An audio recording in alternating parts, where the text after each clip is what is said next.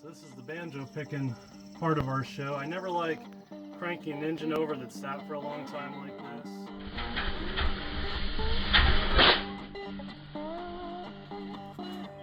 Yeah, if I had to guess, from seeing these wires up in here and all the mice nests in the seat, you know, it's probably just mice got to the wiring somewhere up here in the dash, so hard telling how the rest of the truck is going to work. Wow, you'll definitely know which is your ignition wire for a while. Big, yellow, obvious wire. Okay. Well, at least I'll have to start it up and stuff. Should be able to... Hey, there we go. Okay. I thought that'd be way worse. It's because I complained about it, so, you know. So a quick overview of the truck here. It's a 302 two-wheel drive, 3-speed on the column rig. And as you can see from all the dust and everything, it's been sitting here for quite some time. So it's got a 4-barrel intake I put on it, you know, some time ago, and it's done pretty okay. But we'll get to that in a moment. You know, we got some stuff we're gonna do to try and make this truck better. It'll get blown off eventually. I open the hood and there's a little frog hanging out. Yeah, he's camouflaged. No kidding. Blends right in with all the gravel dust. There he is. He's a lively little guy. Been on there a while.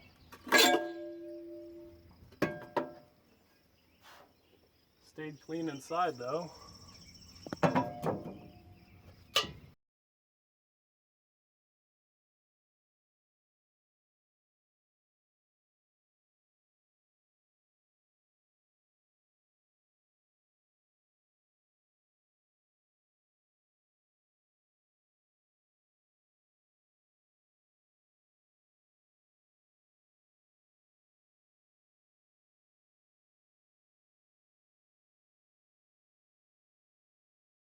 Which I don't know if I agree with or not, but that's some old school hot rod stuff going on.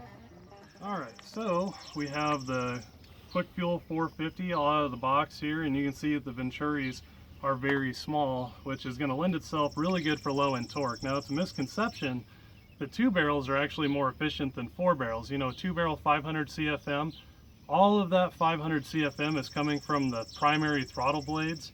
Now here on a 450, you basically take that 450 CFM, cut it in half, and that's your primary. So you have economy when you're cruising, and then you have the power when you need it. So a 4-barrel is just head and shoulders above a 2-barrel. And so, you know, this one should lend itself very nicely to this truck, given the small Venturi size. Should make really good low-end torque, especially since it has a 3-speed. Now, I am not a straight out of the box guy, put it on and brag about how it runs. You know, every engine's different, and so I set everything up the same way to start off. The biggest thing on a carb is getting the transfer slots in a decent orientation. So it's difficult to see. If I open the throttle here, you can get real close in there. You can see these slots. So basically, you don't want those overexposed or underexposed. Somewhere about a square is pretty ideal. And a good way to test this when it's on the vehicle, if you see this port right here, again, it might be hard to see, but that's your ported advance port. And so basically, when you're idling, you should have no vacuum on your ported advance. If you have too much transfer slot exposure, and we'll check it here and you'll see, you'll have vacuum on this port, and you know that you have too much curvaitral adjustment, and it usually results in a lean stumbles. You just used up all your transition fuel on the idle circuit. So with that, with a PCV valve, with a Holley carb, and I lost my screwdriver, there we go. I usually start out with about 3/4 of a turn out to without a PCV valve. With a PCV valve, usually I'll start out at 1 1/4. So we do have one, but we're going to fire it up without it at first here. So you want to go until it's totally seated here. You don't want to gorilla arm it and bust it off, just till it's seated. And then we're going to go 1/2, and then maybe we'll start out right there and just see where that gets us. All right, here we go.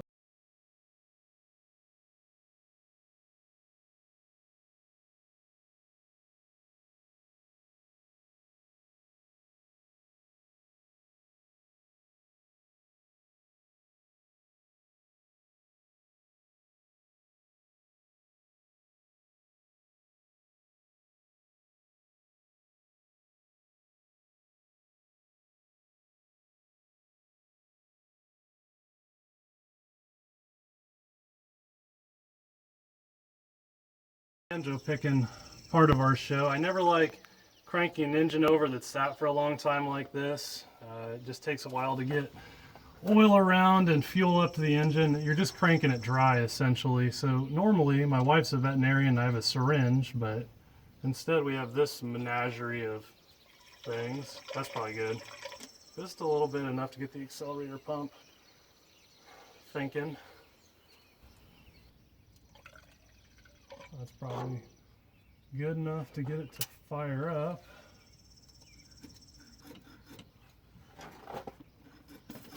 There it is. Okay.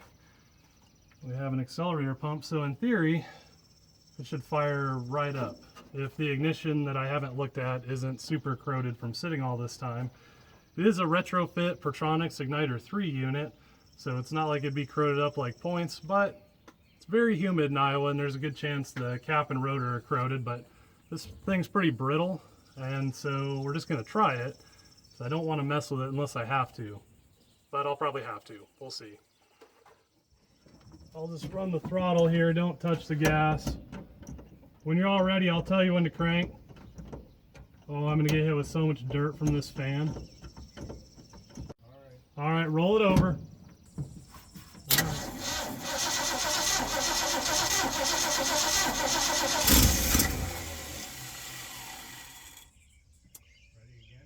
Yeah, hit it again.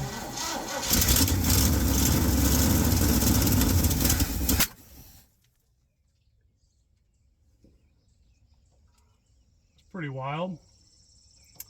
Ignition things. Let's roll it one more time.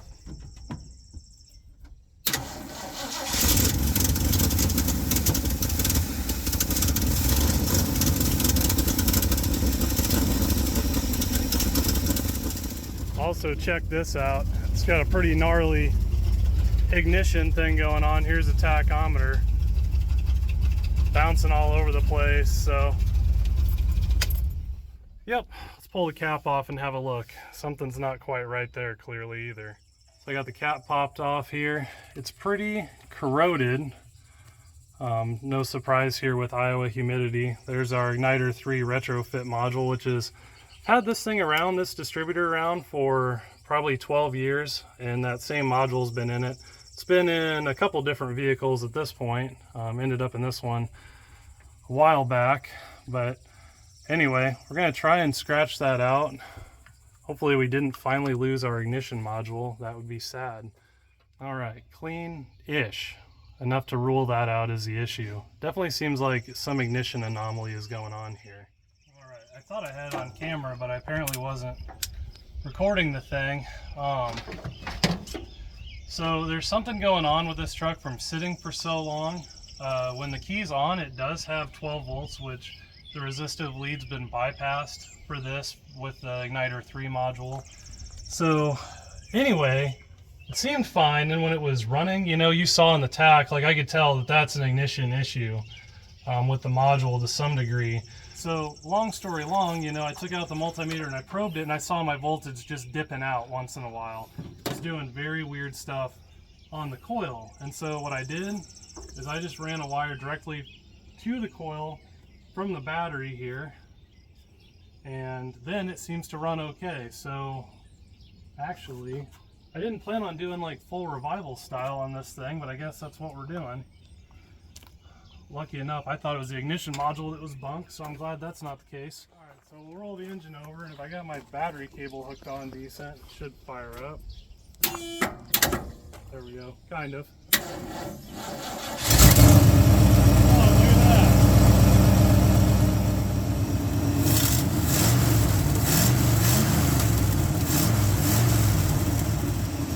Runs pretty good. Vacuum gauge is hooked to our ported vacuum. It's a little below zero because this gauge is a little bunked right on the side here. So you'll see as you increase the idle, it'll start getting into that port, which is not what you want. You know, you want just at the point where it's just starting to move the needle. And then we know our transfer slots are good, which they are. So what started as just a simple carb swap to make something better has gone full revival at this point. We don't have any wire around here and nothing's open today. So I guess we're using wire from what you wired up the barn with. And it's raining, perfect.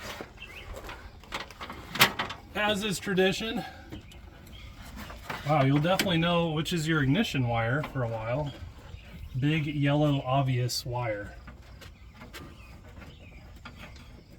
It'd be hard to miss that one.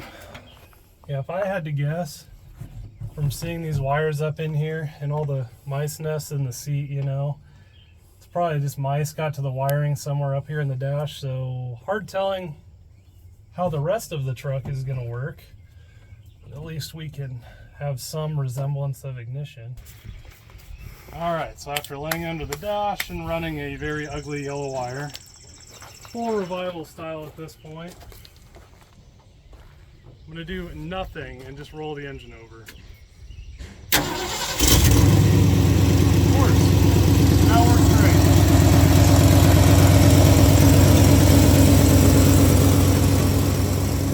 Now we can finally get to our tuning. Oh yeah, nice steady voltage. I mean, it was like all over the place before. So,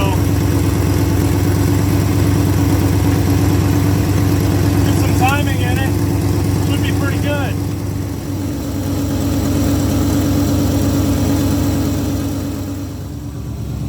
I can't see the timing marks in there, so I'm gonna have to make a mark. All right, I just rolled the engine over until I could get to the timing marks. And I have a dial back timing light, so all I need to see is top dead center, which is right here. This divot must be a factory mark or something someone made somewhere along the way, because it's at about 8 degrees. But we're just gonna let the engine tell us the ignition timing it wants, and with the dial back timing light, all I need is this top dead center mark. So we're gonna fire the engine, we got the timing light. I guess I shouldn't assume the distributor isn't seized. And it isn't. Good deal. Figured we better check the brakes too before we get too crazy, and the rear is completely dry, so that's a little suspicious, but the front's still good, so we can at least drive around. We have everything hooked up, timing lights hooked up, distributor's loose, we can see our TDC mark. We're ready to set our idle settings. So what we're looking for in the vacuum gauge is basically 0 or just at the very onset of vacuum on our ported port. That tells us that our transfer slots are good with a running engine. Now, at that point, if your engine idle RPM is too low, you'll want to advance your initial mechanical timing. If it's too high, you want to pull a little initial mechanical advance. And this is what I mean when I say the engine telling you what it wants for idle. So with that, we'll roll the engine over.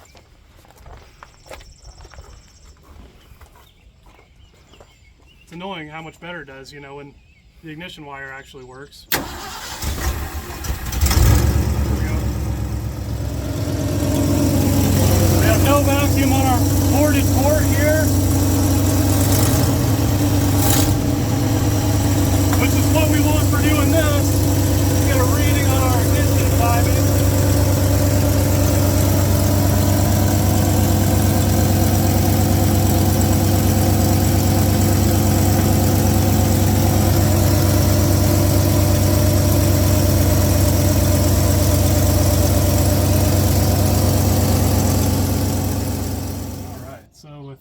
I think we're pretty good, at least got enough of a tune on it to go down the road, and it probably do pretty well.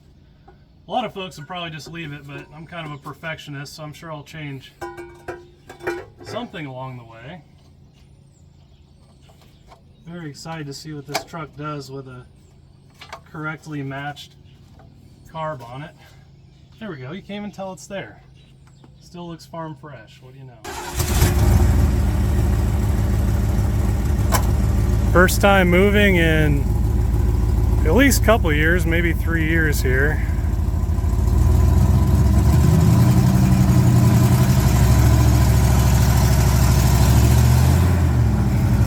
Brakes are good and seized, I'm sure. Not too big of a hole. Kind of fits right in here with the scenery, doesn't it? It's a good old Iowa farm truck for you.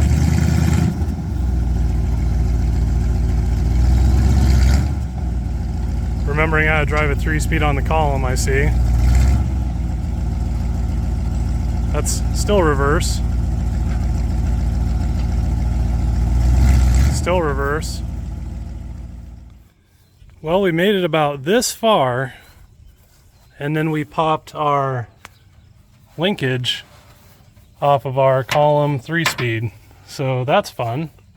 Luckily, we do have a 4-speed top loader for this truck, so that 3-speed on the column is very short-lived. You know, over the time we've had a lot of issues with all that linkage being wore out. Shucks. Continuing with the revival theme, apparently there's a little cotter pin that goes through this and holds it in place, and obviously that rusted away and it fell out, and now it is permanently stuck in reverse until we can get some way to hold that in and shift it. Very exciting day. I can't remember actually how to do the 3-speed on the column. Reverse is up, I think it was, and Isn't the rest of them. Pull forward towards Yeah, yeah. There's a place there that it does. I don't know if it does anymore. I wonder if you got it all out of sync when that thing fell off, if that lever moved somewhere it's not supposed to. Yeah. It don't do the moving forward thing so good. It never did. You just have to see if we can spin it around and see if something. I don't know. I've never Just be ready to shut it off if it's. Shouldn't be in gear, should it? Or it might be actually, huh? Let's just kind of creep off the clutch. Oh yeah, it's in reverse. It's just, I probably got to go down there, and the sequence here on the column is not aligned with the sequence on the trans. This is why I like T5s. All right, that's why this 3-speed is not one for this world. I guess I'm gonna just try and move it into a different spot and then try it again. Okay. Well, at least I'll have to start it up and stuff. Should be able to. Hey, there we go. Okay. I thought that'd be way worse. It's because I complained about it, so, you know. So let's just find what I think is neutral. Truck starts up without any gas pedal, that's nice. Okay, now we're good. Which way is first? Is it towards Down. and down? Alright. Let's just see if it's got any.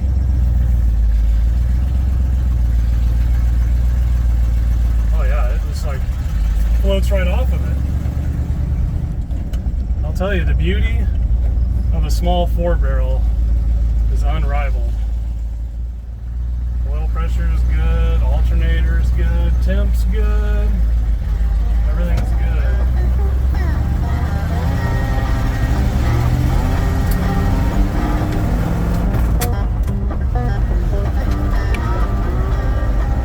It's like frustratingly better. Can we do third at like this low of RPM? Alright, I think we're in business. Alright, so we got Dad in the cockpit here. So it seemed like it was a little underpowered to me, and we stopped at our friendly neighborhood Come and Go to get the ceremonial victory burrito of success. And you know, it runs pretty good, but the little underpowered thing, we popped the hood and got under there, and I'll show you when we're back to the tree farm here. At full throttle, it's like using half throttle on the carburetor, so we're gonna have to figure something out with the linkage, because this F100 stuff is pretty weird how it sets it all up.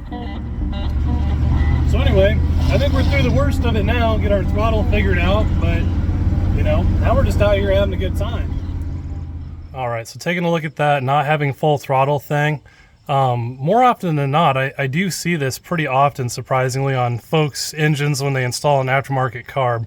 So you always want to take a moment to do this. Go ahead and go full throttle.